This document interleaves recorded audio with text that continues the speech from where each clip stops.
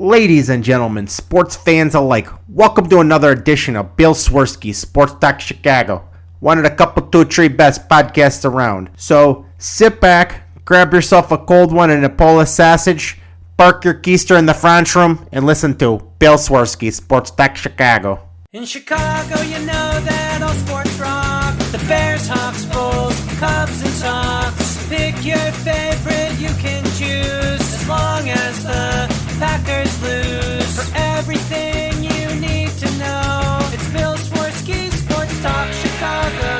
Bill Swerski Sports Talk Chicago. Hey everybody, welcome to another edition of Bill Swerski Sports Talk Chicago. This is your hosts, Alex and Sean. On this episode, we're going to be talking about the baseball lockout potentially ending soon, talking some Bulls, Blackhawks, and Bears. But first, I'd like to thank our sponsor, the Rockford Ice Hogs. If you're not familiar with the Rockford Ice Hogs, they're the AHL minor league affiliate of the Chicago Blackhawks. What does that mean for you? You get to see the Stars of tomorrow, today, at family-friendly, affordable prices. So make sure you head on over to icehogs.com, get yourself a hat, shirt, jersey, tickets, and more. Tell them Swerski Sports sent you. Alex, my friend, how have you been? Been doing very well. It was the first week at the new job. Everything went really well. I work with some really cool people, some big sports fans, so that's always a plus. And enjoying the weather getting warmer. It would be nice if we had some spring training games to watch, but yeah, we all know that's kind of a messy situation right now. Yeah, I'm tired of it. Yeah. Me too. I'm just over the lockout and, you know, the lack of negotiations and, you know, at least it's seeming like it might come to an end soon. I mean, we'll see. I mean, Jesse Rodgers, we're recording Sunday night, so this is what Jesse Rodgers had to say 18 minutes ago.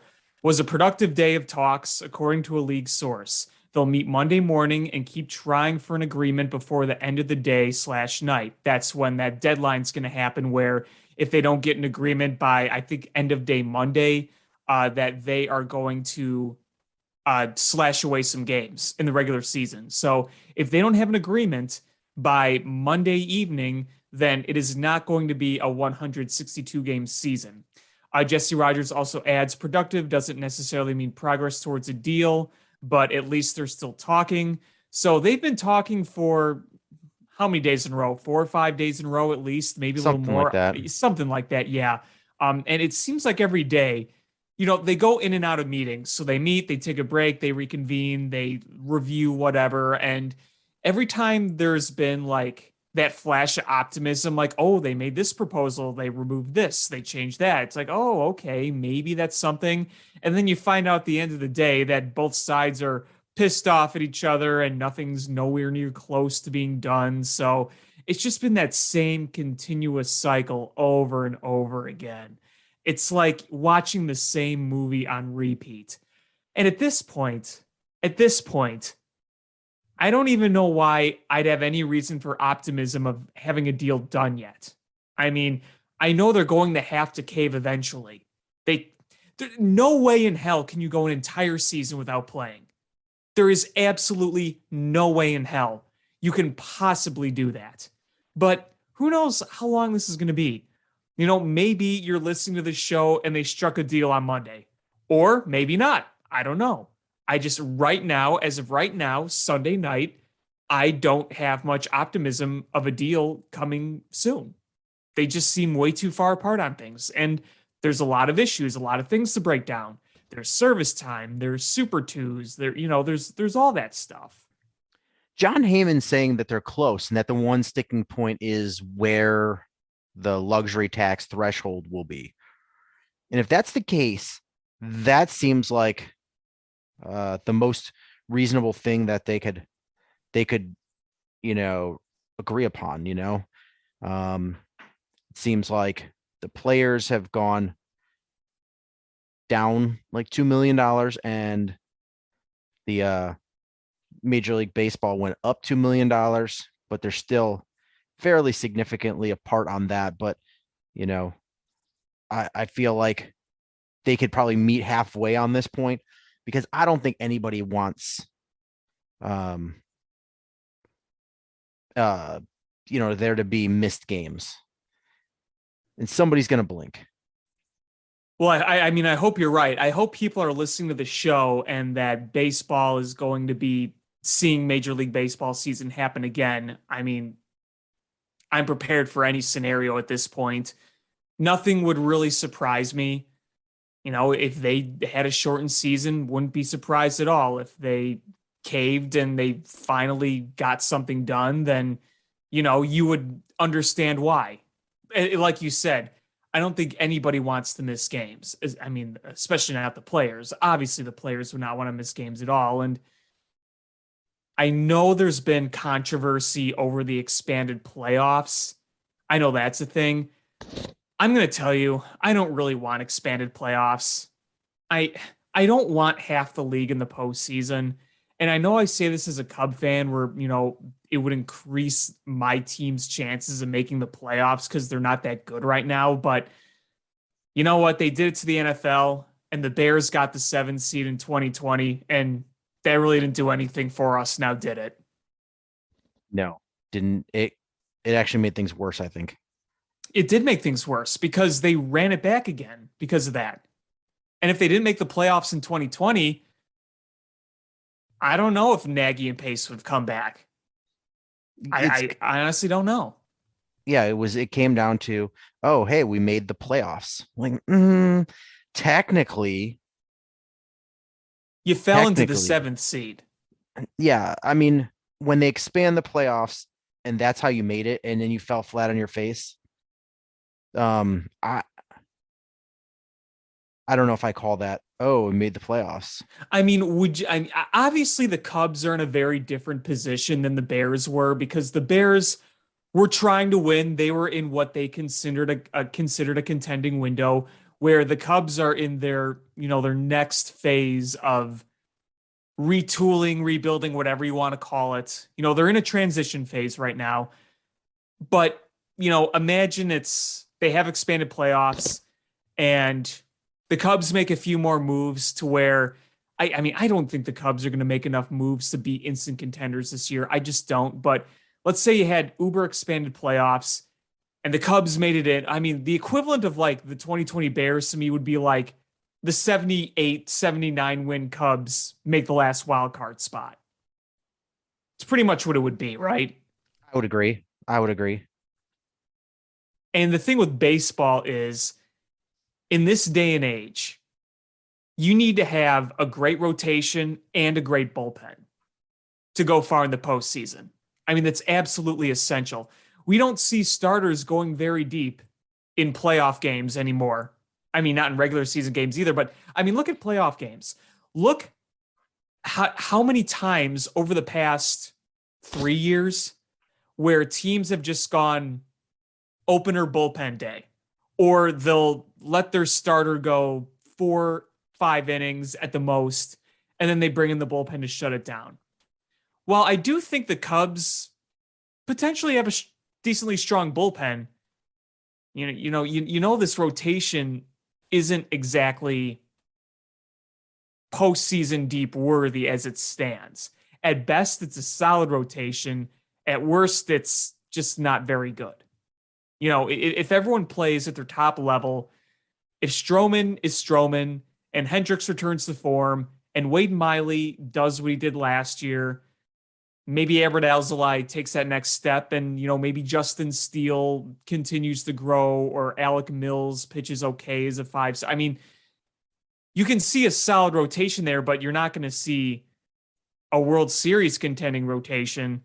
And, if you make the playoffs and I know baseball is technically a crapshoot, but they can make a few moves on offense, but it would take a lot for them to be a legitimate contender is what I'm trying to say. And uber expanded playoffs, you win 78, 79 games, you somehow get that final wild card spot. That's just not going to do much for you. Nope, it's not. And I think you're being really optimistic about where the Cubs are. I don't think they're going to be a laughing stock, but they're not going to be competitive. Well, I don't think they're going to be really competitive. What I think for me is, what are they going to do once the lockout ends? You have a lot of money to spend. So who are you going to get? Are you going to bring back a Kyle Schwarber, put a little thunder back in that lineup? Are you going to bring back Anthony Rizzo? Are you going to really step the hell up and get Carlos Correa? I don't really know. The current roster you're looking at, that you form that projected opening day starting roster with, because you have a 40-man roster now. You have prospects on that roster that are going to be sent down, and you project yourself an opening day roster. I mean, you do that right now. It's not going to be exact what an opening day roster is going to be, because no matter how big or small, the Cubs are going to make moves. They're going to sign more guys. Hell, they may even trade for a guy or two. But I don't see a scenario where they're winning more than 81 games. I think 81 games is the absolute ceiling for next year, even if you do make a few moves.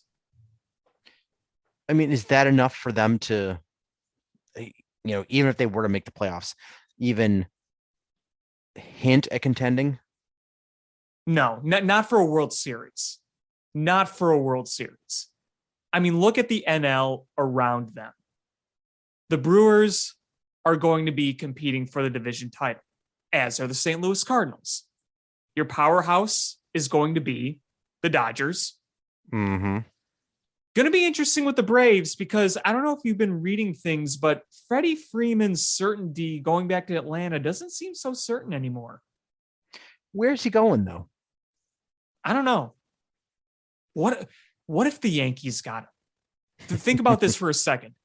What if the Yankees got him and they actually had a year where Stanton and Judge are both healthy throughout the entire year, and then you add Freddie Freeman to that mix? Who's that pitching rotation, though?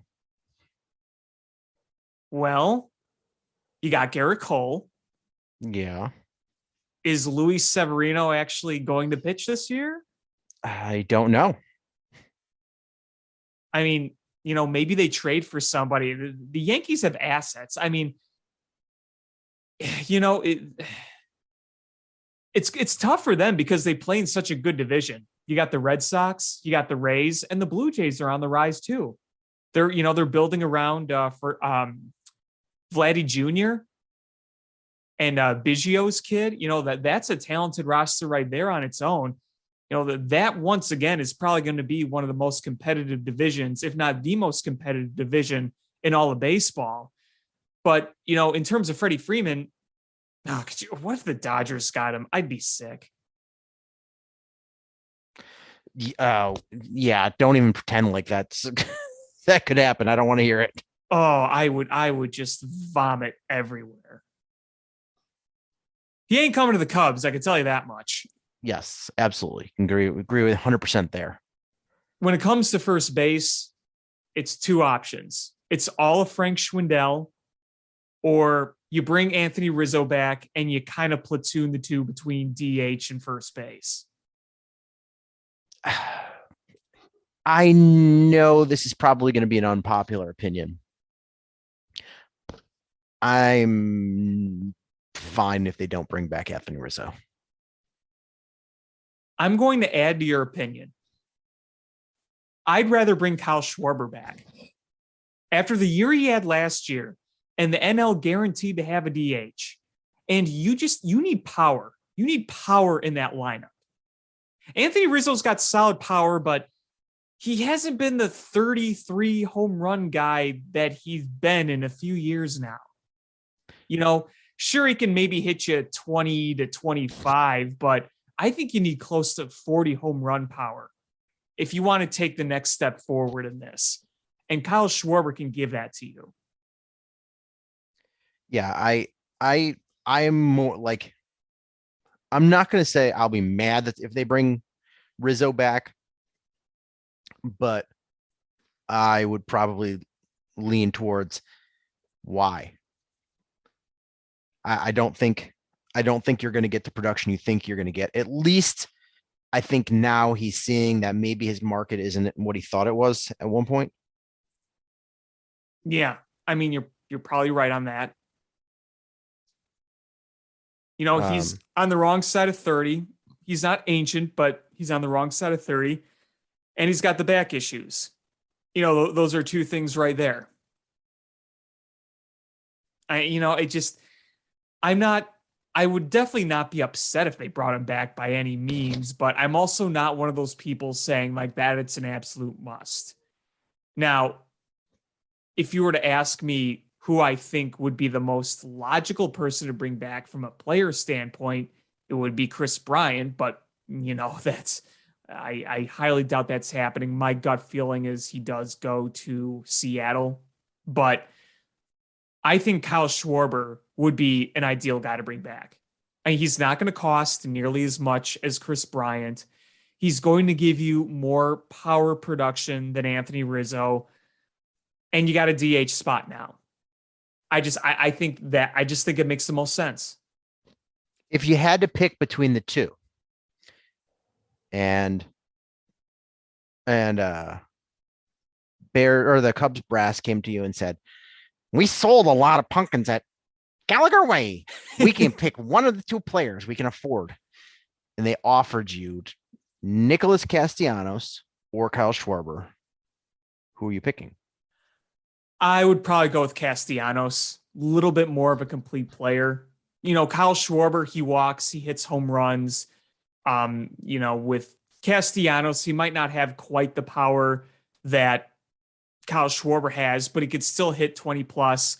Plus, he'll give you solid OBP, solid average. And Castellanos is by no means a great fielder, but at least you could put him out there and feel okay. I mean, Kyle Schwarber, outside of a few just awful plays in left field, overall, he wasn't costing you games with his defense, but still, if you were to choose, I mean, I know it's the battle of the bad when it comes to fielding, but I feel like Castellanos would still probably be a bit more trustworthy. Plus, I feel like Castellanos being that kind of complete guy is going to do really well for building a dynamic going forward. So that would probably be my choice. Though I think Castellanos is going to want a big payday. I think so. But, I mean, it's going to be interesting to see what happens. Let's say that before the end of day Monday, that the two sides strike a deal so they don't miss regular season games, because tomorrow's the deadline for not missing regular season games. There's already going to be a truncated spring training. Is how long will he sit and wait and be on the sidelines and go, I don't know where I'm going to play, while everybody else is reporting to camp? There's a lot of free agents, and a lot of big name free agents that are just sitting there. And I just wonder how many of them start getting antsy and tell their agent, just get a deal done. Get a deal done. Yeah, I mean, that's a valid question. And I'm sure that these guys are thinking about it during this lockout. They probably have an idea of where they'd want to go and what pay range they're looking, but they also realize too that they want to get into camp as soon as possible. They want to know where they're going.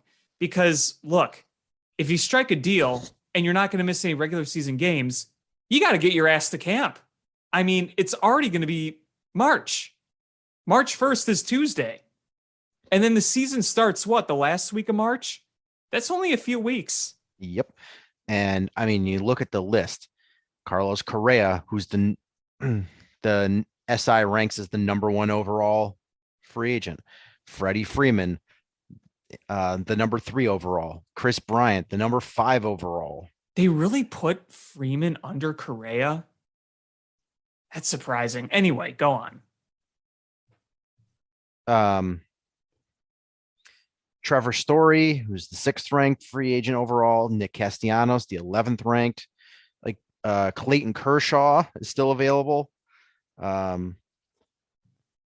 Seiya Suzuki, the international player, Michael Conforto, Carlos Rodon, Kyle Schwarber, Kenley Jansen, Anthony Rizzo, Kyle Seager, Nelson Cruz, Michael Pineda, Kwang Hun Kim. You can scratch Seager off the list because he retired. Oh, did he? Yeah. Okay.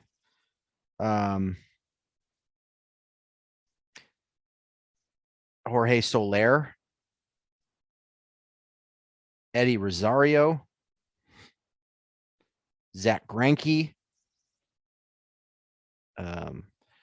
Tyler Anderson, Jock Peterson, Tommy Pham. Like there's still a lot of players that are, can help a team out that are just sitting there.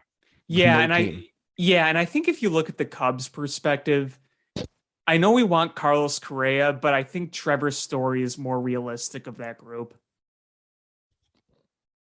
And I think he's a guy who would take a deal because he's going to be antsy. I think a Carlos Correa can just sit this out. I mean, he's going to get his big deal.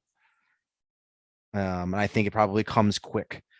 I'm interested in what's going through Chris Bryant's head right now. Yeah, and my bet is still on Seattle. And I think he'd be a great fit in Seattle. That's my guess. I mean, I'm trying to think what other teams have been in on him as we've heard as much as Seattle. I mean, I feel like Seattle's been kind of the front runner since the Giants made it pretty clear that I don't think they're going to be taking a run on them. I think Seattle's the big one. Boy, who else would there? I'm sure the Dodgers would like to make a run on him. Please don't. I mean, nobody else in the NL Central. I don't think the Brewers or the Cardinals are going to be getting Chris Bryant. I don't think the Yankees are going after Chris Bryant. The Red Sox aren't. And so Seattle seems like my clear front runner. I don't really think you're going to see him go to no. I mean, I was going to say Houston, but they lose Correa. He's a shortstop, and you got Bregman and you got other players there. So I don't really see Houston as much, but you never know. So yeah.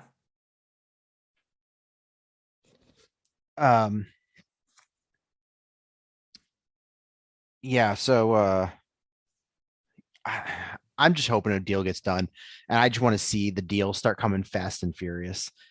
Because like we said before, I think these GMs and the agents, I think they're talking.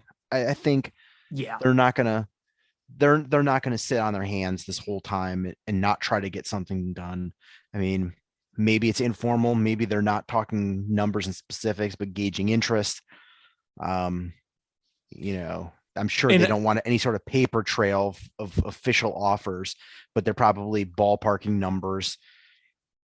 And I can't picture that not happening. Yeah. I do think if we want to do a quick White Sox prediction, I feel like Michael Conforto is as good as a White Sox at this point. I could be wrong, but I feel like I don't know if you've seen it, but it seems like there's some rumored mutual interest, and I don't know how legit it is, but I feel like Michael Conforto fits the White Sox pretty well. They would like another outfielder, right fielder. Michael Conforto's got some solid pops, so I feel like that could be a nice fit for them. I mean, that makes sense. Because if the White Sox got Nick Castianos, I'd say here's your AL pennant. I just don't know if they're going to pony up for Nick Castianos if Nick Castianos still wants more. I heard rumors that the Marlins might be on Nick Castianos. Really? And, this was a while ago. I don't know if they're really in on him or if they were just gauging interest or whatever, but that was one thing I did hear. Because, maybe they're willing to pay the money. They don't have much of a payroll. It's a lot of young guys and some cheaper veterans, but, maybe they offer him just a massive deal and he goes there. I don't know. It'll be interesting. What happens if in this collective bargaining agreement they come up with a floor, like a pretty high floor, like let's say 80 million.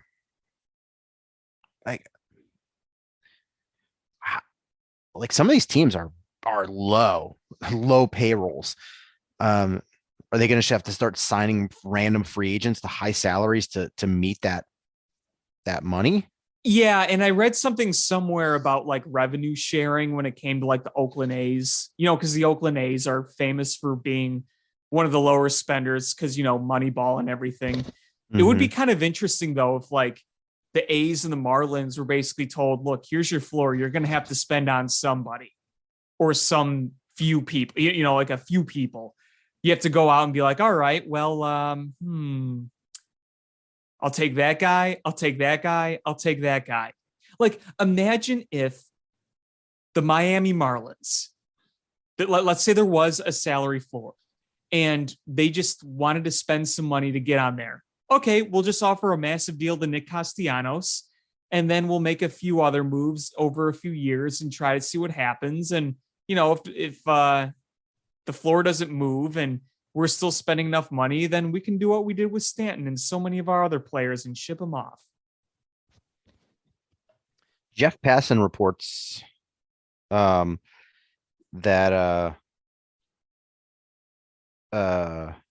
MLB offered $100 million salary floor in an early negotiation, but it came with $180 million luxury tax threshold. MLB offered that. Yes. Which means that their hard bargain or their hard negotiation want list is to not raise the cap threshold because they want teams to spend, or they want to spend less money, even if they have to throw some of the less spending teams under the bus and make them spend more. Right. Yeah. They're going to be the teams that are going to want to use that threshold as an excuse not to spend more money. Like look at the Cubs, they didn't want to pay for the luxury tax. So they didn't spend any money from 2019 through last year, basically. And that's just the way baseball's been going, is you play out your window and then sell off your assets, don't spend any money, and then rebuild. And it's a cycle. You just hope you get a World Series in there somewhere. And luckily the Cubs did. One, and I'm happy about it. Just felt like that core when they were coming up, you felt that they could get more than that. Oh, of course. I mean, the night they won the World Series, I'm like, I literally said to my dad, first of many. I think about that a lot. And I think about that window night. Closed real quick. Yeah. I mean, I think about that window a lot. I mean, I think about where I was the night they won, and 2 hours go by because you're living in the moment. You're focusing on the team right now.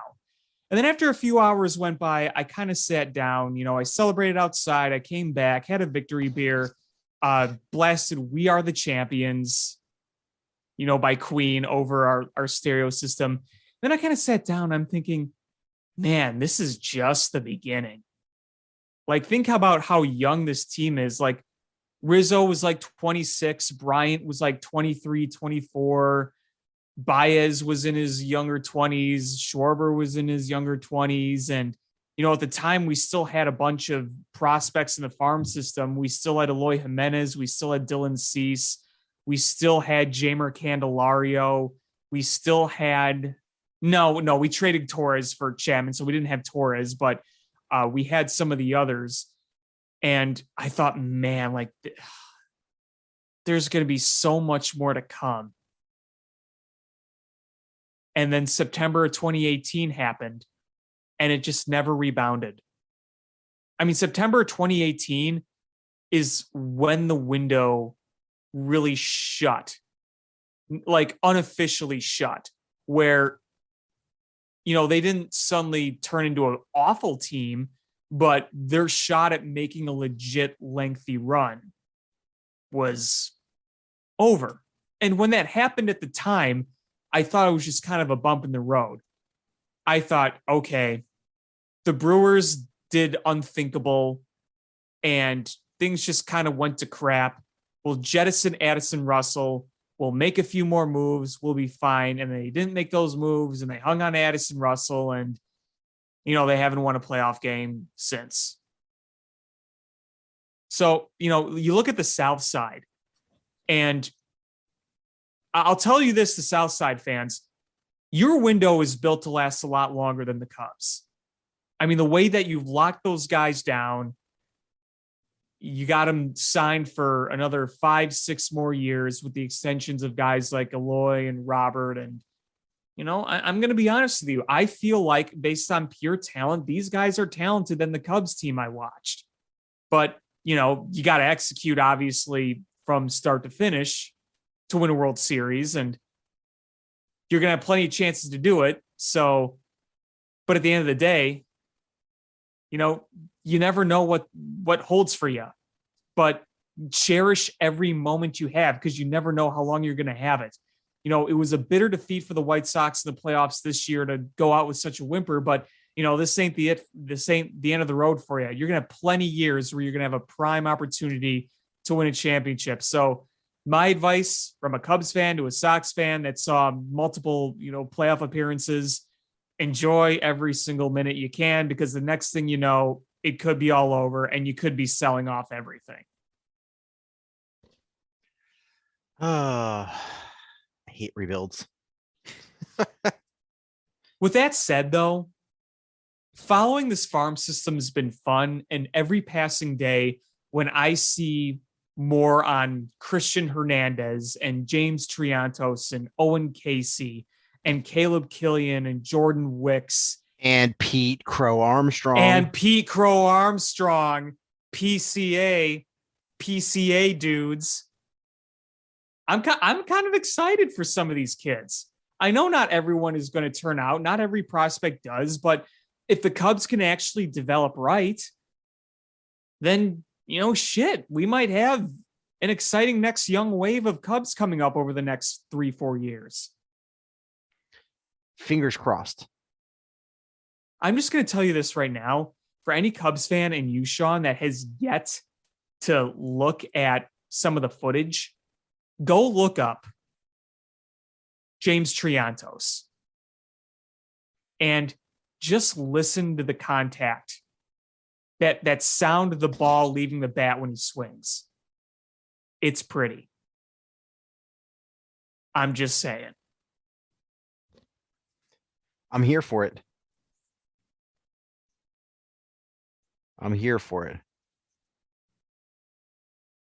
At least we'll have that this summer, no matter what. I just feel bad for the guys on the 40-man roster, the prospects. The Cubs have some notable prospects on that 40-man roster.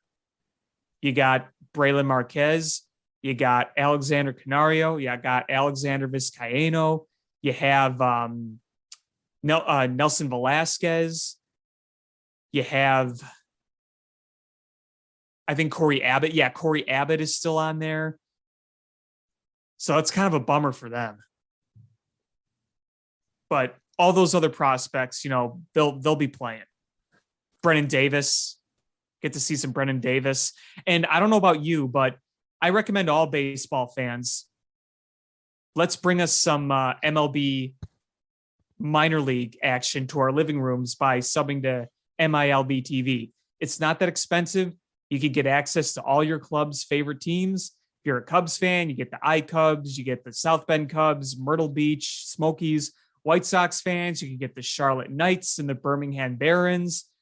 So I'd say do it. Watch your farm system. White Sox fans, you can watch Oscar Colas and Montgomery. You got some guys down there worth watching. Go ahead and do it. Yeah, it's something I might be doing. It's worth it, I think. Also, go to all your local minor league games. Chicago Dogs, Kane County Cougars, wherever you're at, go to them, enjoy them. Absolutely. That's I was listening on my way home from somewhere on Saturday to the national CBS sports radio show on Saturday afternoons, and they had a caller call in and talking about how he really he sort of forced him. The economy sort of forced him into going to minor league games as opposed to major league games for different sports because of the cost. And he found that he really likes it. And it's true. The minor league teams, they put a lot of effort into being a fan-friendly experience. And, it starts with a much more affordable cost. We have the burden of being in as much as I love being in a big city, it makes the competition for getting tickets for some of these sporting events, higher, and supply and demand. These tickets go for a premium. The cost to go to a Bulls game is extremely high. Cost to go to a Cubs game is extremely high. Cost to go to a Bears game is extremely high. White Sox, much more affordable, but still not nearly as affordable as going to. And the prices are climbing a little bit too, because the Sox are good now. Yeah. And once they really hit their stride, they're going to jack those prices up, and the people are going to pay it because their team is winning. So it's, comes to that point where you're, how many games can you afford to go to? If you go to a Chicago Dogs game, though, if you go to a Joliet Slammers game, like, they're much more affordable. You can go every week or every other week and not break the bank. Right. And I mean, it was the same with minor league hockey too. All those years of the Blackhawks being contenders and standing room only seats were like $80. Well, you got the Rockford Ice Hogs who sponsor this show. You got the Chicago Wolves. You have, you go to Indiana, you have the Fort Wayne Comets, the Indy Fuel. Our good buddy John, who listens to the show, one of my good friends, he goes to Toledo Walleye games, and you go out to Toledo, you can get a lot of good minor league sports out there. Ohio is a great spot for minor league sports. So what's nice is that there are teams everywhere in minor league sports. You think about the markets that aren't quite big enough to host major league sports, whether it's MLB, NFL, NHL, NBA, but you have other leagues playing those sports there. You got minor league baseball stadiums everywhere. You have minor league hockey in a lot of places. You got that stuff in other areas. So it gives people access who don't always have access to major league teams. And I think, that's a plus for a lot of those people. And, there are some people that aren't necessarily far away from a big city, big market, but they're far enough away where it's not exactly easy to always get there. Like, let's say you live in Kankakee. You're not that far away in hindsight when it comes to Chicago, but how often are you going to go from Kankakee to Chicago to see a major game? You know what I mean? I'm looking at Ice Hogs tickets right now, and they're $11. Yeah. Yeah. Now, Blackhawks resale tickets have gotten pretty cheap, but it's because they're absolute duty pants. But they're an absolute bad team. Bad team. Roll up the newspaper, swat them on the nose. Mm-hmm. But if baseball doesn't start on time, or even if it does start on time, I think regardless of what happens, this is going to have an effect on how people consume baseball. I think no matter what, this is my prediction, even if they get a deal done and everything works out, I still think you're going to see an uptick in minor league attendance. Because I think there's going to be people that say, you know what, that whole process was annoying and stupid, and we don't really want to support these owners. So we're going to decide to go to some Kane County Cougars games instead a little more often, or some Chicago Dogs games instead.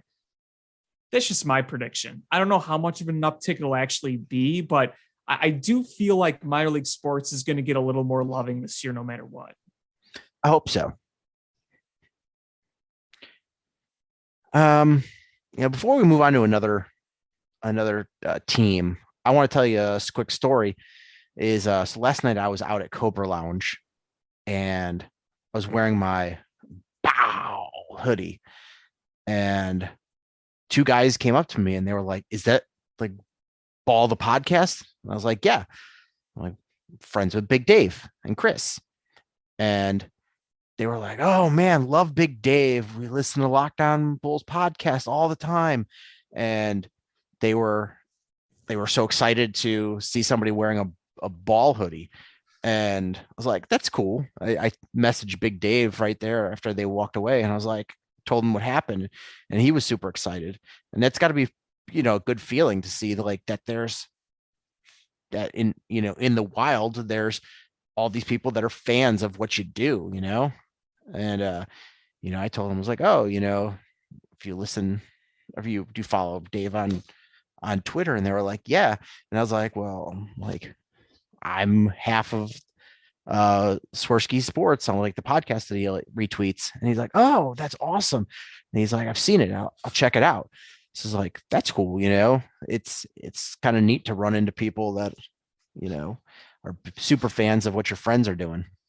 That is awesome. And I also am really excited to get my Ball sweatshirt. I ordered mine last week, and it's probably going to come either this week or the week after, but I'm very much looking forward to having it because they are some slick sweatshirts. Yeah, it's a real nice sweatshirt. I got mine, and it's got that, when you get a brand new hoodie and it just feels like you're being hugged by Santa, and it still has that new feel. And so I'm like, I just want to wear it all the time. I've never heard anyone quite compare it to that, but yeah, I know what you mean. Hugged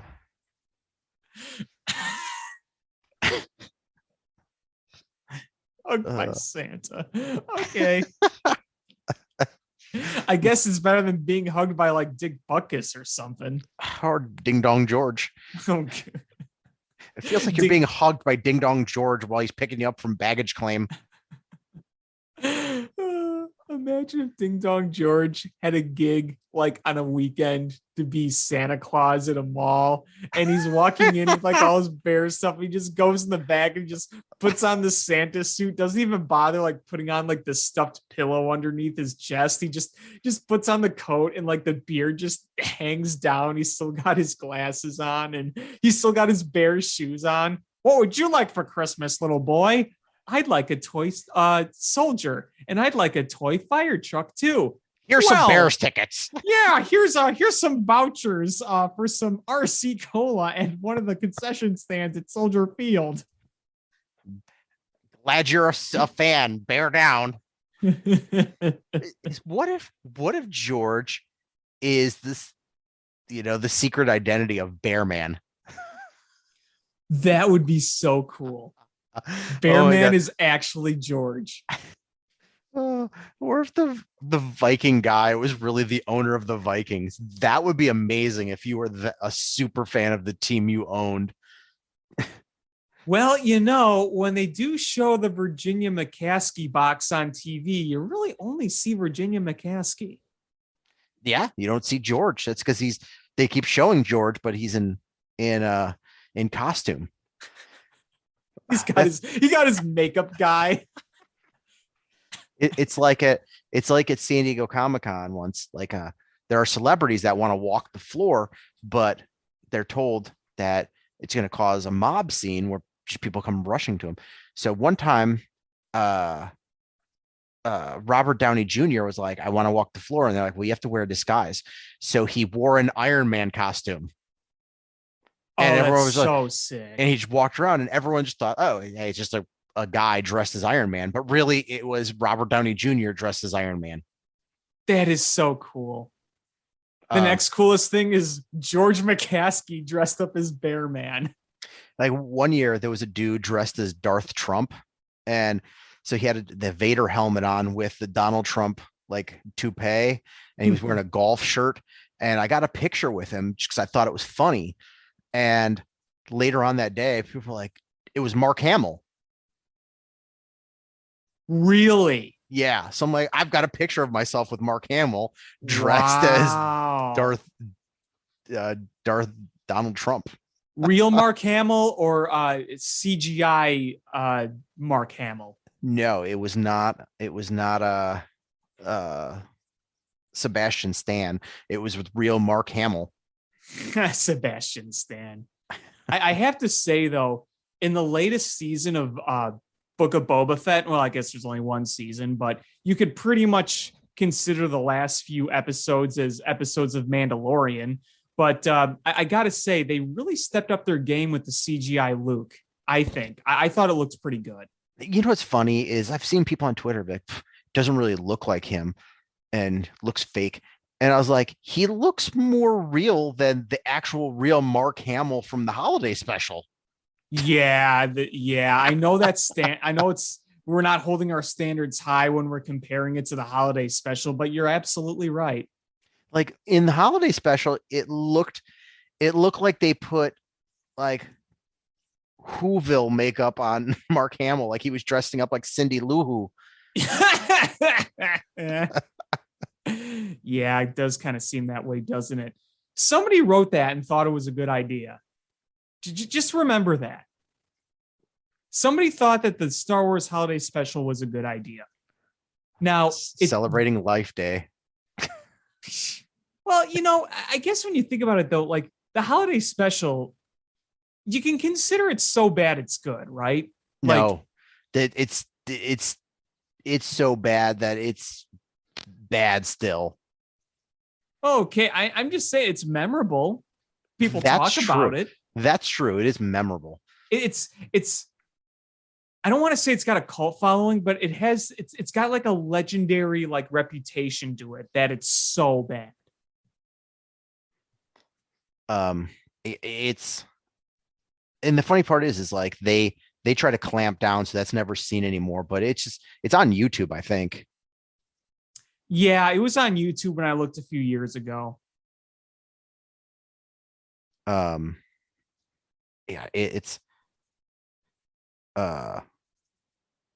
it's bad. Like it's embarrassingly bad. There's this podcast called How Did This Get Made? And I don't know if you ever watched the show The League. I've seen bits of it. It's like the podcast is hosted by the guy who played Andre, the bald guy, and then Rafi, the one guy's cousin, and then the Andre guy's real life wife, who's a comedian as well. So the three comedians, they host a podcast called How Did This Get Made? And essentially they just pick a terrible movie and they watch it and then they just shit all over it. And they definitely did an episode on the holiday special, which is hilarious. I feel like when you explain the title of that podcast, I'm like, oh, was talking about the Star Wars holiday special, the first episode? No, it is not. It was episode 126. Okay. I wonder what episode 1 was. I don't remember. But the podcast is actually really funny.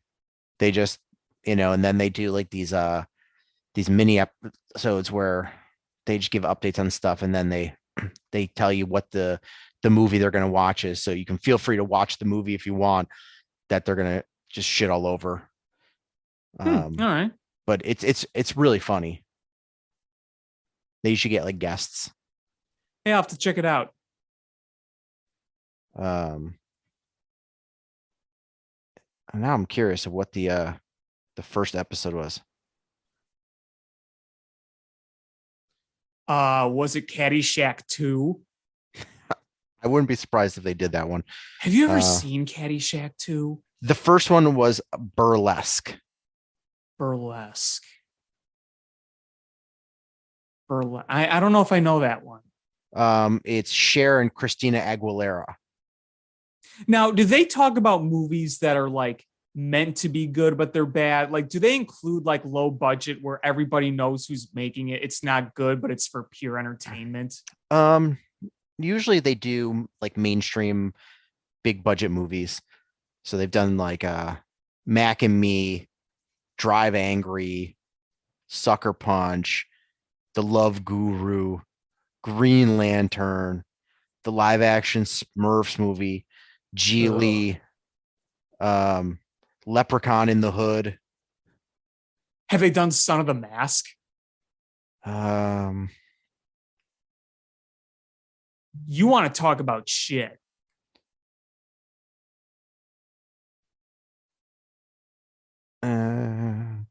Spice World, Stop or My Mom Will Shoot, Howard the Duck, Demolition Man. Oh, Howard the Duck. What a failure that was. I mean, they've done a lot of episodes.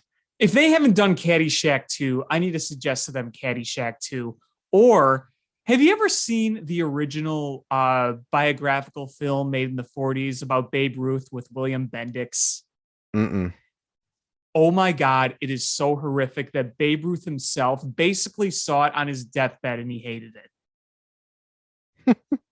No joke. Look it up. It's on YouTube.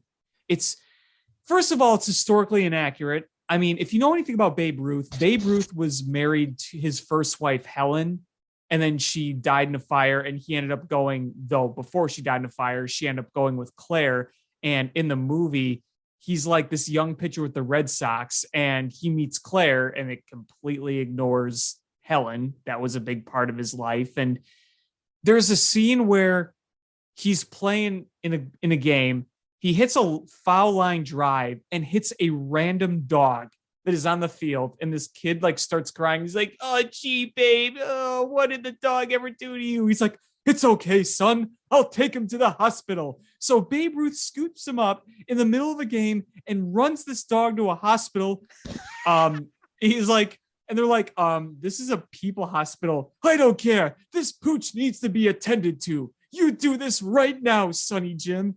Like, it just, oh my God, it's so bad. This pooch needs help. It's literally what he said. Oh, God. Yeah, with the podcast, they just aired episode 287. So there's a lot of bad movies in here. Yeah, well, there's a lot of bad movies. There are a lot of bad movies. A lot of bad movies. We should do a bad movie episode. I got it. Let's do an episode, and maybe we could get Big Dave in on this. A episode dedicated to bad sports movies. Oh, there are some bad sports movies. Watch the Babe Ruth story. Just watch that scene with the pooch, and the pooch ends up being okay. For the record. Well, no animals can be harmed in the filming of this movie. So, true story here. True story time. Dave loves these. Is last time there was one time when you were unavailable, so Big Dave hopped on, and Dave cracks up when I tell him true stories of my life because he just doesn't believe it sometimes. So my wife is a filmmaker, and she made one movie, and there was going to be a dog in it. And then there was also going to be a scene with a close-up of ants. And so we got a dog, like a person that has like movie dogs that came out and did that scene. But the ants, we just bought a bunch of ants, and I was the ant wrangler. So I I had to like use a makeup brush to kind of scoop them in back into like when they would do the shoot, we'd have to scoop them back into what we were keeping them in. And because we had animals on set, the Humane Society was contacted so you could put the no animals were harmed in the making of this movie thing on it. And they had no interest in coming out for the dog because they were like, we know this trainer and we're fine. There's not going to be an issue. But they were like, we might come out to monitor the ants. They wanted to make sure that no ants were harmed in the making of that movie. Dude, I'm pretty sure those people squashed like 5 ants on their way over. So I'm like the ant wrangler and I'm super nervous. I'm like, what if the Humane Society comes and I've accidentally killed an ant? Like, I don't want to be the reason that, the movie gets in trouble. Like I'm literally, I've got this little makeup brush and I'm gently brushing the ants to get back in their home. Get back in your home, ants. Get back in your home, ants. Picturing you doing that makes me picture an episode of the Three Stooges where they're exterminators and they go into this big fancy mansion and plant all these bugs so they can call them to get their business to be the exterminators. And they literally have like these cans that they open of ants, and you have Mo just opening the jar and like just brushing them all over the master bedroom.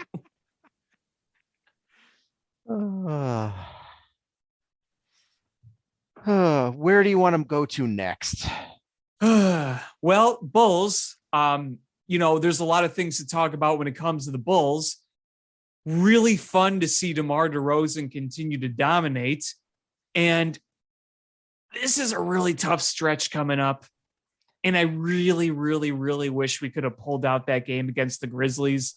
Looked like it was lost. They come back and fight back, and then failure to rebound. Not having Tristan Thompson out there. Yeah. Why? Oh, that was frustrating, those last few minutes. And the last few minutes is all I saw that game. Yeah. Why wasn't Tristan Thompson in?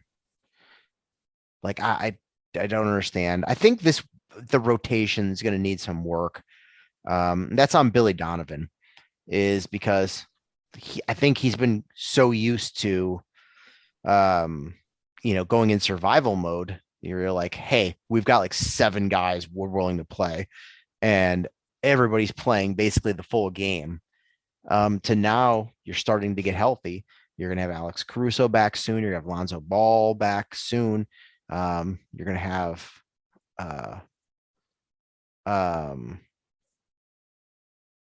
Patrick Williams back soon. And you've got Tristan Thompson that you just got back, or you got in signing. He only played his second game against the Grizzlies as a Bull. Yeah. So you're getting guys back. You've got some new guys, and you got to work on things like building a rhythm and timing with things. And it's going to be tough. And that's on Billy Donovan. But I think he needs to utilize Tristan Thompson more. That game against the Grizzlies, it sucked. It sucked that they lost because they did climb back, and I thought that they might have it. And you have a sequence where DeMar DeRozan misses a mid-range jumper, which is like his bread and butter. And that guy's especially in the fourth quarter. Yeah, and he misses it and sort of changes the trajectory of that game. I mean, he hits that. There's a good possibility they win. But you win some, you lose some. And I think it's a different game because Ja Morant just dominated. But I think with Lonzo Ball and Alex Caruso guarding him, I think it makes things different. I think you get a different outcome. Yeah, and I think so too. And heck, it could have been a different outcome had they just gotten 1 or 2 more rebounds, especially down the stretch late. when they couldn't get that one rebound, I can't remember who shot the three, but you know what I'm talking about with like a minute left, if it was even a minute left, where the ball was bouncing around between a few hands, the Bulls couldn't get it, and then they shot a three to go up. You know, that was a killer right there. I really wish that we could have seen more Tristan Thompson in those final minutes. And I mean, here's the thing. You know what you got in Vooch. And with Tristan Thompson, you have a guy that's obviously a proven winner. I feel like over these next few games, you might discover that Tristan Thompson might be even more important than you initially thought. And when I mean you, I mean Billy Donovan. I hope that adjustment can be made.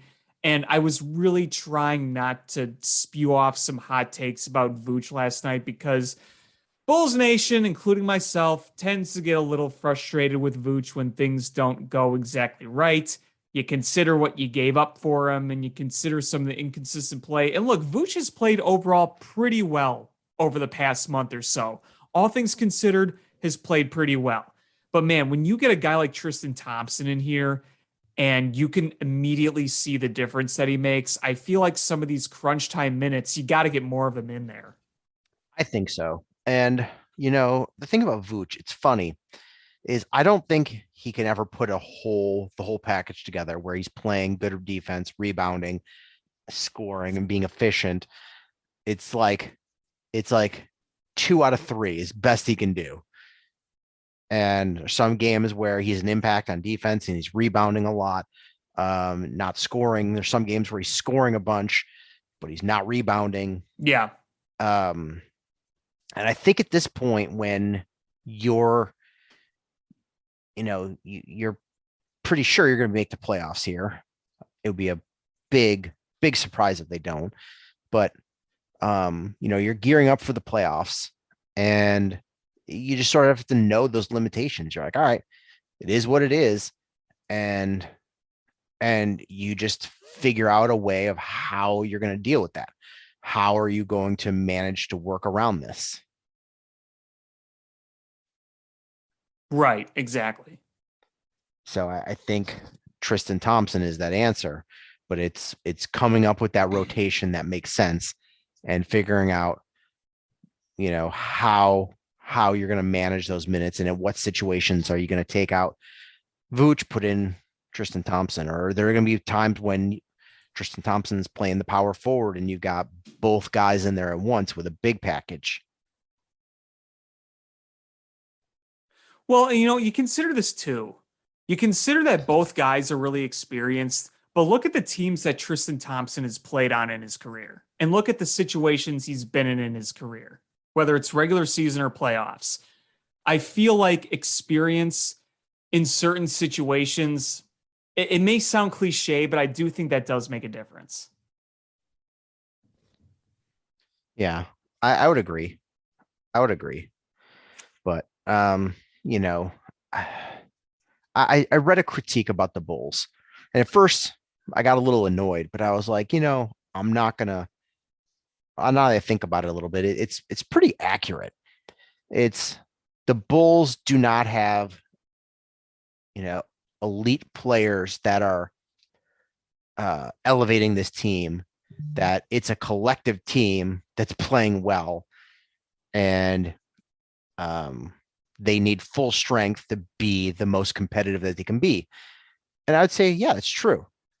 For a number of years, is a team just needed LeBron James and he could carry them to, the NBA finals.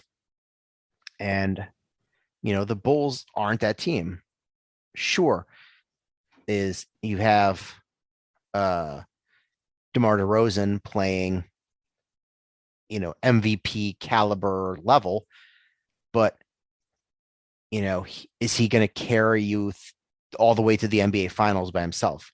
No, he needs that supporting cast there. And the Bulls have just been like a whole, assembly of players that are playing as a team.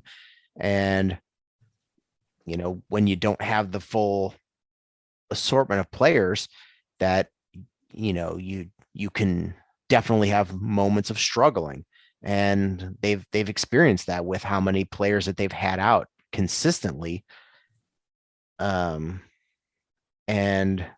yet they're still persevering. And I'm like, you know what? That's probably a true statement, but does it make it a bad thing? Because the Bulls, when they're healthy, can beat anybody. And they've barely been healthy altogether on the court all year. I mean, Patrick Williams went out within the first few games? What do they have, like 6 games with everybody? Something really small like that. I mean, think about Lonzo Ball and what he can do defensively and the improvements he made shooting the 3-point shot this year. Pretty nice step up, I'd say. So you're getting a nice two-way player there who could defend nicely and who now can score pretty decently too. You haven't had him in a while. And Alex Caruso makes all the difference in the world defensively. He just disrupts everything, and he's everywhere. He is everywhere. And we are coming very close to Milwaukee coming to Chicago. And Grayson Allen better hear all the boos in the world from that crowd. You better get beat up in the parking lot. Whoa. It's just going to be you meeting him in the parking lot, and you're going to put on like old ratty ass boxing gloves and put like a mouth guard and be like, put up your dukes. Oh, man. It's literally just going to be you. I'm going to be just ready for him. Like, did you watch Cobra Kai? I've seen a little bit of it.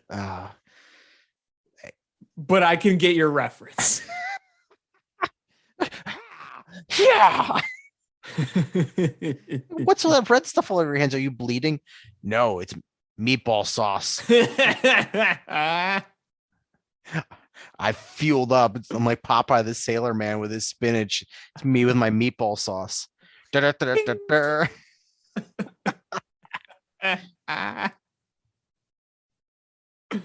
Oh, I would love to see that.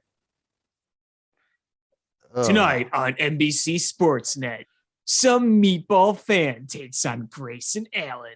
He wants to avenge Alex Caruso. Can he do it? As he pours meatball sauce all over himself. Tonight at 10:30 on NBC Sports Network. And tune in tomorrow to 670 The Score, where the fan will be interviewed and will be given access to all Chicago sports so we can beat up anybody we don't like. Oh, here I am sitting on Bernstein and Rahimi. Yeah, right. So can you tell us a little bit about your process to get ready? Well, I put on my old ratty gloves. I take meatball sauce and I pour it all over me. And I do my chant to get ready. I have to heat the meatball sauce up in my Marty Havlat crock pot. Then I got to let it cool down so it doesn't give me 3rd-degree burns. Oh, excuse me. I can't fight yet. Just hold on. I've got it in 6-pack cans that are holstered onto my utility belt. Hold on a second. I did crack open a can. Is that beer? No, it's meatball sauce. And like in the parking lot, your car is just parked there, and like the trunk is open, and it's got like all like the empty cans and the the Havlat crock pot in there. Oh, excuse me. I need more cans. It's a motorcycle with a sidecar, and in the sidecar is my Marty Havlat crock pot with with this meatball sauce brewing. It's like tied on there with a rope. On the front of the Marty Havlat crock pot, it's got those old timey motorcycle goggles. Oh, we need to propose this. I think this would get good viewership on NBC Sports Chicago. I think so. Fans will love it. They can place bets. What's the over under on meatball sauce cans that Sean is going to use?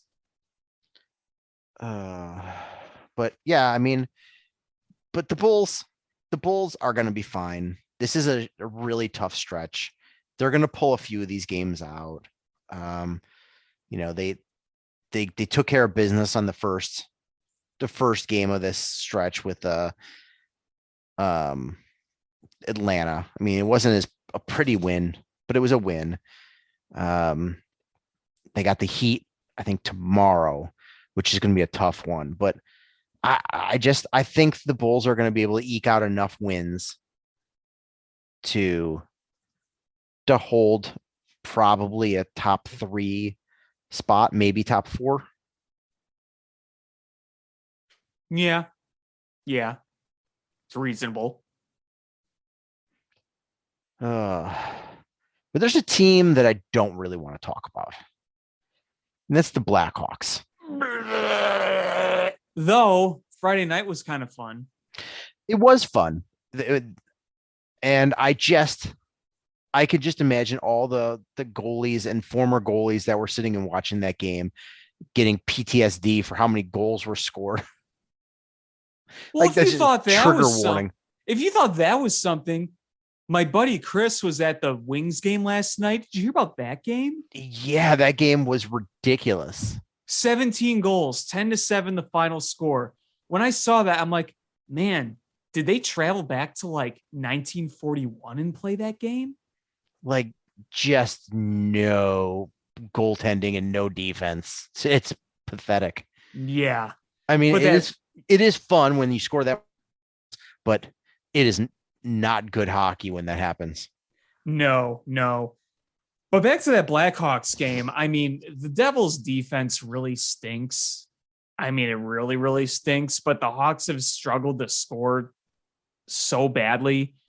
It was nice to see Patrick Kane have a great game because he had 4 assists or 4 points, 3 goals and assists. I believe that was the final. Yep. And then double hattie. Yeah, Brandon Hagel with the hat trick. That was a lot of fun to watch. I mean, it was. And, Kevin Lincoln gave up 5 goals, but he hadn't won a game since like November. So you'll take the win any way you get. And it was one little glimmer of joy before the Blues just absolutely outclassed them yet again. The Blues just made them look bad. Like, I don't know how to describe it any other way than it was an ass kicking.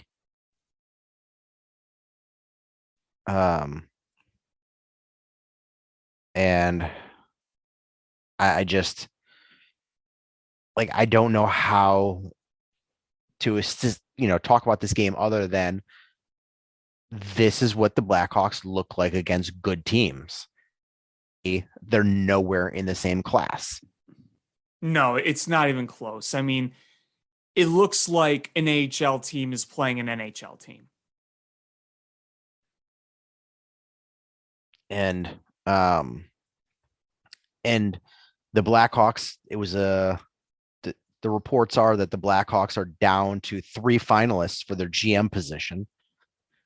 And it's funny. It's such an odd list that it makes the one name look so appealing. And it makes me wonder if that's the reason why this list leaked, is so everyone threw up in their mouth at 2 of the options.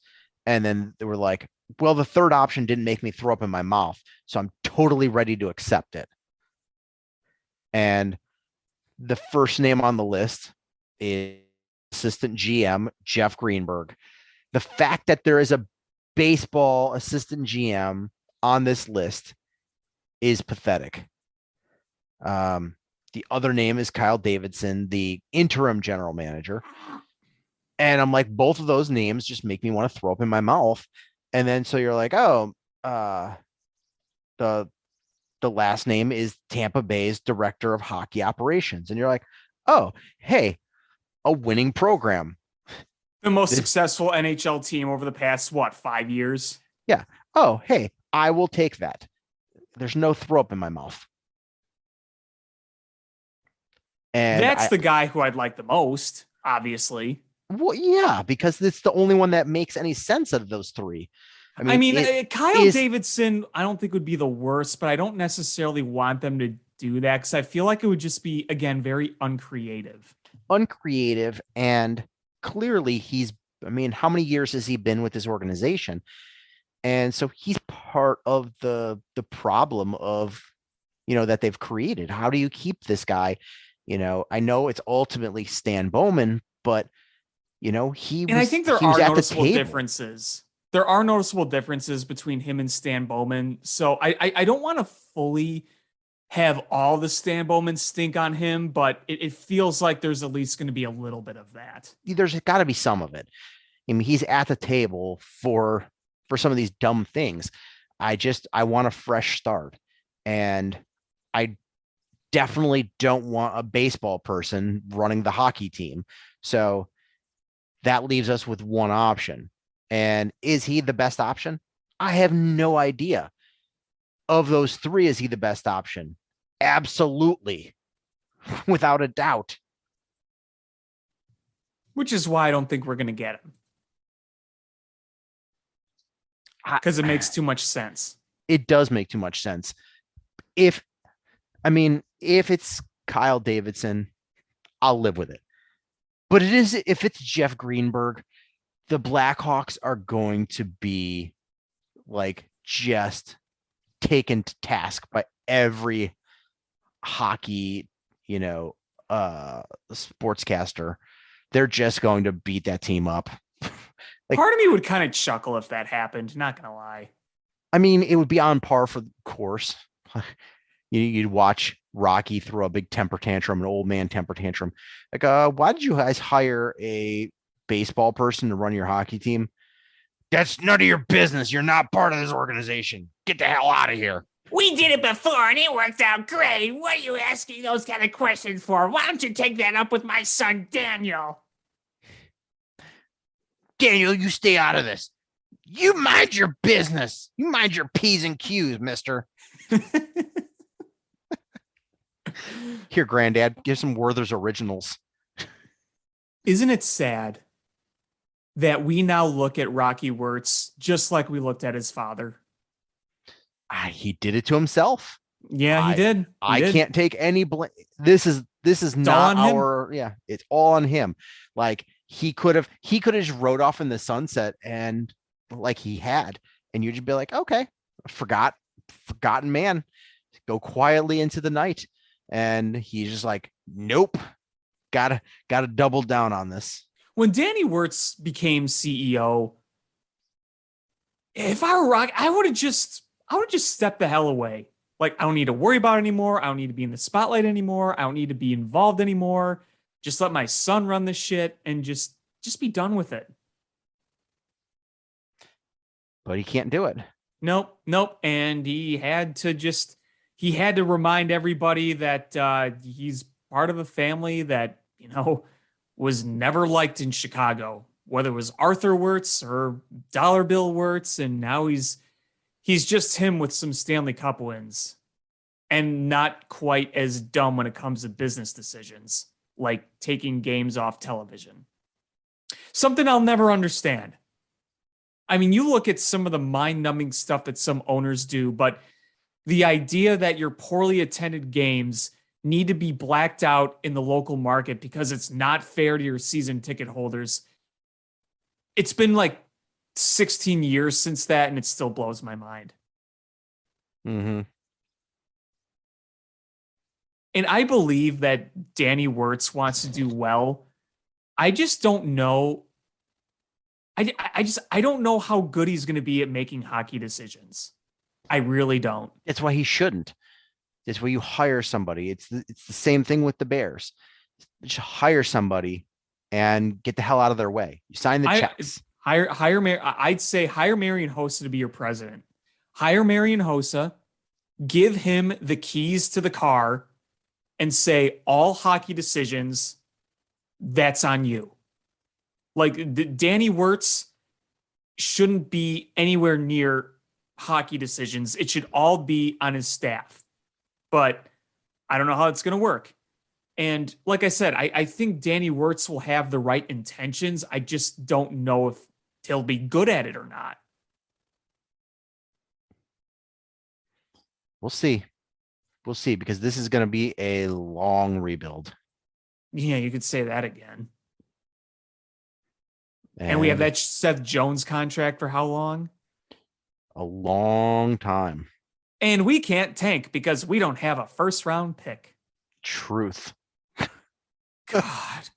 Like, we can't even like enjoy losing. We can't even see like, hey, maybe we'll get a top 3 pick. We don't even get that. And you're not going to trade anybody for a first round pick because I don't think they're trading Kane. And you're not going to trade DeBrincat. And nobody else is worth anywhere near a first round pick that you're going to trade. What, are you going to get a first round pick for Calvin DeHaan? For Marc-Andre Fleury? I don't know what you'll get. I literally have no idea what you'll get from Marc-Andre Fleury. Here's the thing. It's no insult to Marc-Andre Fleury himself, but do you really think a 40-year-old goaltender is going to bring back a lot? I don't think so. Which makes me think, like, why not keep him? Because, like, if you trade him away, you're going to be real bad. Well, it doesn't matter. It just doesn't matter. I mean, you need a body you can put in goaltender every night. And I don't think you're doing with Kevin Lankinen. Maybe. But I don't know. That's why I want a real GM in place. I want a real GM in place so he can make those decisions. Well, look at it this way. Season doesn't mean jack. Kevin Lankinen was good last year. This year, but he hasn't played nearly as consistently. So if you trade Marc-Andre Fleury away, then you let Kevin Lankinen start like 90% of the games and just see what you have. You see what you 10%. Have. Soderberg, Delia. Doesn't matter. Hell, put Connor Murphy in freaking pads. I don't know. Who cares? Zamboni driver. Yeah. Oh, what's that Scott Foster guy up to? The beer league guy.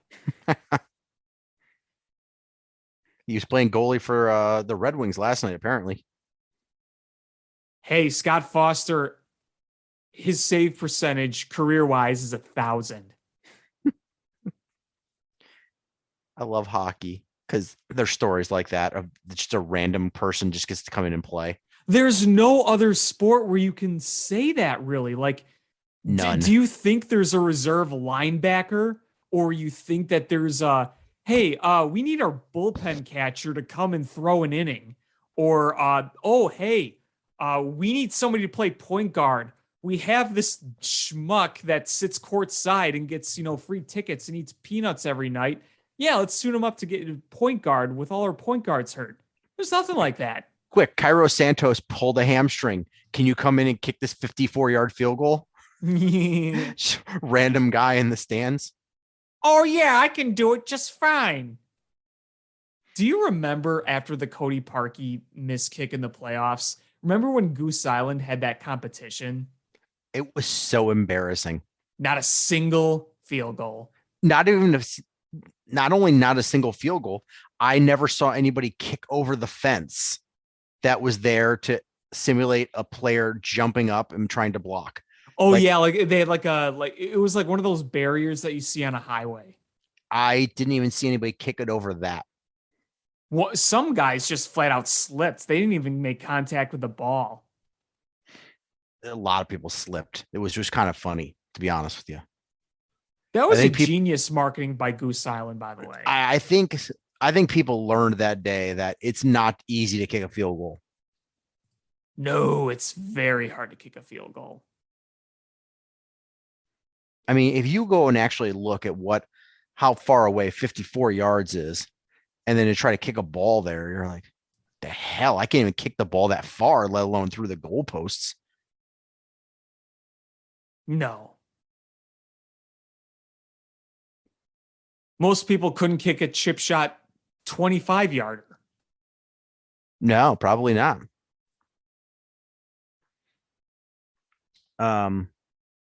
But let's wrap this up talking quickly about the Bears. There's just a few things that I want to talk about. One, Ryan Pace and Matt Nagy got jobs. Yes, they did. Ryan Pace is now collaborating with the Falcons, and good old Nagy's back with his buddy Andy Reid. I mean, I guess I'm happy that they have jobs. I'm even more happy that it's not with the Bears. Yeah, no, I'm glad they're working. They'll have something to do, and it's not going to affect the Bears. So, good on them. Yeah, Ryan Enjoy. Pace is now the senior personnel executive for the Atlanta Falcons, and Matt Nagy is the senior assistant / quarterback coach for Kansas City. So expect poor things out of Patrick Mahomes this year. Yeah, I'm just going to do my own thing. The Bears replaced Joey Lane with Matt Feinstein as the new title is Director of Football Administration, but it's basically the cap guru / contract negotiator. Matt Feinstein comes with 7 years of experience working for the league. So I think that's a good move, bringing in somebody to replace Joey Lane, whose ability to manage the cap and contract negotiations was not very good. So hopefully we can get better in that realm. So no more overpaying guys like Jimmy Graham and Andy Dalton. And, That's the hope. But there's one more thing that I wasn't expecting to talk about, but when I was prepping for the show, I saw a FanDuel's sports book bet. And the bet is that in their entire career, Justin Fields and Trevor Lawrence combined, the over-under is a half a Super Bowl.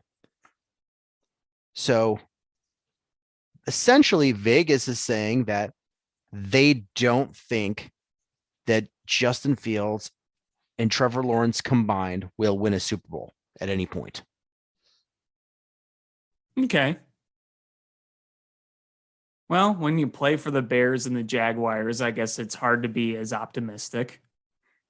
I mean, that just seems like a really specific bet. And I, winning a Super Bowl is hard, but you took the two best quarterbacks of that draft class, and at some point, Aaron Rodgers is going to be retired. Tom Brady's already retired. Ben Roethlisberger is retired. Russell Wilson probably does not have very many years left in his tank. There's going to be a point where there's, the old guard elite quarterbacks are going to be gone. And somebody's got to step up and fill that void. So, is it so crazy to think that it could be Trevor Lawrence or Justin Fields? Well, I mean, it might make more sense in the NFC, considering you look at the quarterbacks currently in the NFC. I mean, like you said, Brady just retired. And, with the AFC, it's a bit of a different animal because you're going to have Pat Mahomes, you're going to have Josh Allen, you're going to have Justin Herbert, among others. So, I mean, I think, like I said, I think a lot of the skepticism isn't as much towards the player, but just the organizations they play with. And at some point too, is I know everybody's like, oh, Patrick Mahomes and Josh Allen, but those guys have big money due to them soon. I know Patrick Mahomes signed a big contract, but I think it kicks in next year. Like that's when the big money starts kicking in.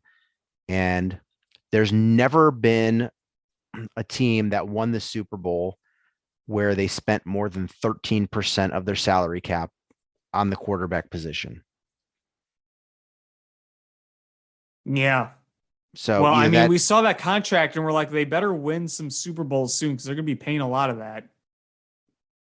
I mean, Patrick Mahomes' deal is going to be like 40% of the, no, not that quite high. It's what is it going to be?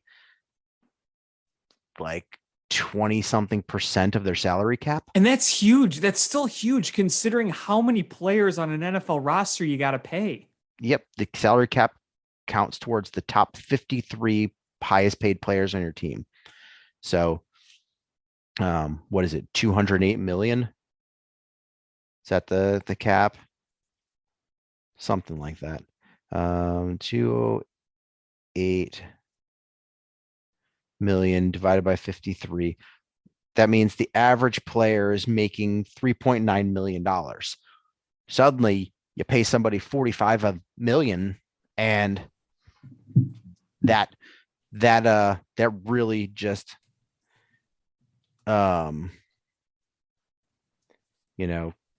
dents what you're able to do. Leaves you with 163 million for the next 52 players. So that cuts almost $1 million off of the average amount you can spend for each position. That's a big chunk of change. Yeah. So if you look at the yearly cash on Spot Trick for Pat Mahomes coming up, and you look at the cap hit that it has, I'll look at cap hit. I mean, that's the most important one. So this year it was about 7.4 million. Okay. Next year it goes up to 35.8 million. The year after that, 46.8 million. Then 44.3 million. Then 46.3 million. Then 52 million, or 42 million if you round up. Then 60 million if you round up, 59,950 in 2027, then 44.5, then 45, then 51.5, then 52.5. And I think what their hope is that the salary cap goes up significantly, Right. And it's not that big of a hit. I think the cap goes up like, I don't know, around 10% every year. So, But still think about it. Even if the cap goes up and it makes it a lot easier, you're going to be having years where you are paying one player $45+ million. Some nearly $60 million. that's true. It's a tough pill to swallow.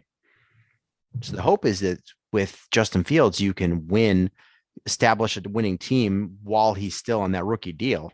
Yeah. But the fact that the Bears brought in Matt Nagy and Ryan Pace for one more year just really screwed the pooch on the Bears' ability to do that. So they probably, at best, are competitive during his third year of that contract. Right.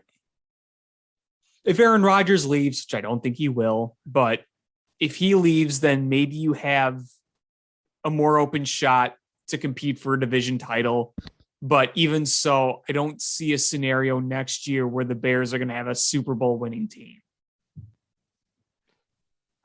And I think Aaron Rodgers comes back.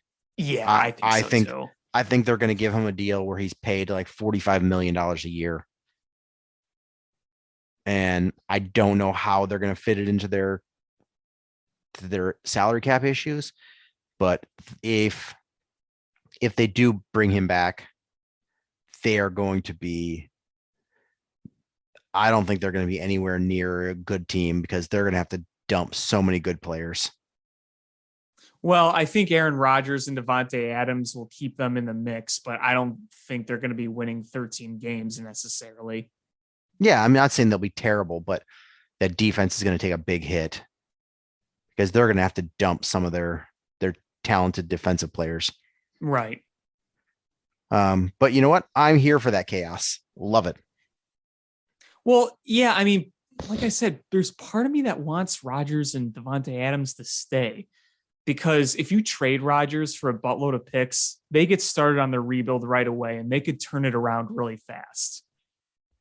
Yep. Like, sure, having Aaron Rodgers gives you a better chance at a Super Bowl, but if you're doing it where you're handcuffing yourself for a long time, well, might be better in the long run. Yeah. And if he just retires, you don't get anything. You get nothing. So then they're stuck. Like if he plays 2 more years, essentially he's going to wait out Jordan Love, and they're either got to pay Jordan Love stupid amounts of money, sight unseen, without being able to see him play in a regular season game for more than cleanup time, or they start from scratch and draft another quarterback. Right. And I don't think they're going to want to pay Jordan Love all that money. No. Was there anything else you wanted to talk about? No, I think I've said my piece. We're kind of at that point where, especially with an MLB lockout, it's just, you're in the dog days of NHL and NBA. And once we're going to be sitting here waiting for NFL free agency and draft day coming up. Yep. Well, that's going to do it for this episode of Bill Swerski Sports Talk Chicago. I want to thank everybody so much for listening. Please hit subscribe, however you listen to podcasts, whether it's iTunes, Stitcher, YouTube, TuneIn, Google Play, Spotify, etc. Share this podcast with your friends. That's how we grow the show. Follow us on social media at Swerski Sports, Facebook.com/Swerski Sports, SwerskiSports.com, or Alex Pat 2. Is it that the at Shy Fan Pat 2 Shy is Fan my Pat new 2 Twitter handle. Twitter. And so then, there you go.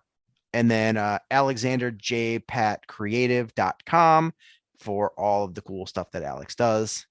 And again, thank you guys so much for listening. And until next time, bear down. Cubs win! What a lucky break! The good Lord wants the Cubs to win! We thank Ditka and God for all they have provided. Cubs win! Cubs win! Cubs win! Oh, I don't want her. You can have her. She's a Packer fan. She can't fit in my van. And she looks like Remember, New Yorkers, smoking crack is not legal on planes. Bears 31 to -7. The Bears. Oh, when the Bears go bearing down.